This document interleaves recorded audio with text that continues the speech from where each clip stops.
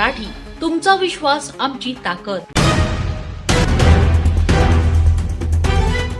गेल्या 20 दिवसांपासून दिल्लीत उपोषणाला बसलेले प्रसिद्ध पर्यावरणवादी सोनम वांगचुक यांचे आंदोलन दिल्ली पोलिसांनी दडपशाही करून उधळून लावल्याचा आरोप आता होऊ लागलाय।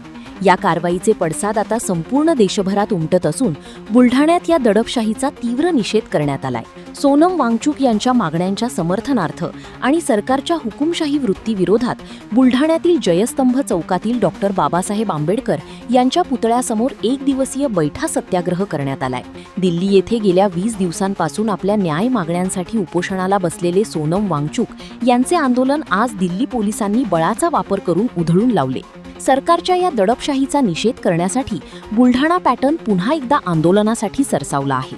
बुलढाण्याच्या ऐतिहासिक जयस्तंभ चौकातील डॉक्टर बाबासाहेब आंबेडकर यांच्या पुतळ्यासमोर सामाजिक कार्यकर्ते ॲडव्होकेट प्रवीण सुरडकर यांनी एक दिवसीय बैठा सत्याग्रह केला। सोनम वांगचुक यांच्या लडाख बचाव आंदोलनाला देशभरातून प्रचंड प्रतिसाद मिळत आहे। तसेच आगामी 20 तारखेला होणाऱ्या भव्य मोर्चाला घाबरूनच सरकारने ही दडपशाही केल्याचा थेट आरोप आंदोलनकर्त्यांनी केलाय। खरं सांगायचं म्हणजे सोनम वांगचुक जे आहे त्यांची प्रकृती खालावली म्हणून त्यांना उचलून नेलं असा तो विषय नाही। मूळ कारण असं आहे की त्यांना 2 दिवसापासून जो प्रतिसाद मिळतोय विषय फार गहन आहे। नीट परीक्षेमध्ये जे पेपर फुटी प्रकरणामुळे विद्यार्थ्यांनी जे आत्महत्या केलेले आहे ते काही विद्यार्थी डिप्रेशनमध्ये गेलेले आहे।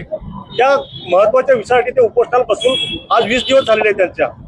एकंदरीत 20 तारखेला जो त्यांचा समन्वयार्थ जो मोर्चा निघणार आहे त्याचा त्यांना एक अंदाज आलेला आहे की देश आता पूर्णतः आपल्या विरोधात चाललेला आहे आणि सोनम वांगचुक यांना फार मोठा प्रतिसाद मिळणार आहे। त्याच्यामुळे पोलीस त्यांच्यासाठीच मी आज इथं बसलेलो आहे। आता त्यांना मला तर अशी माहिती मिळाली की सोनम वांगचुक यांना कुठं उचलून नेलेलं आहे याची काही कल्पना नाहीये। आता काही विद्यार्थ्यांना तिथं मारहाण सुद्धा झालेली असं मला माहिती मिळालेली आहे आणि मला असं वाटते सोनम वांगचुक यांच्या जीविताला सुद्धा धोका आहे अशी मला एक माहिती सुद्धा मिळालेली आहे। तरी मी देशातील जनतेला एक आव्हान करतो की या विषयाकडे सर्वांनी गांभीर्याने लक्ष देणं आवश्यक आहे। कारण हा विषय काही त्यांचा एकट्याचा वैयक्तिक विषय नाहीये, हा देशातील युवकांचा विषय आहे। विषय फार गंभीर आहे। तो नीट परीक्षेचे पेपर जे फुटलेले आहे त्या विषयाच्यासाठी ते बसलेले आहे।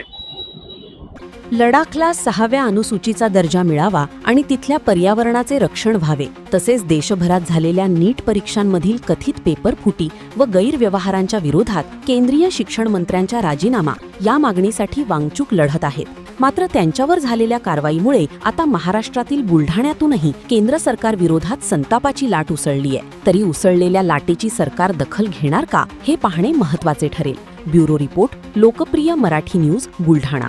अशाच ताज्या आणि वेगळ्या घडामोडींसाठी पाहत रहा लोकप्रिय मराठी न्यूज।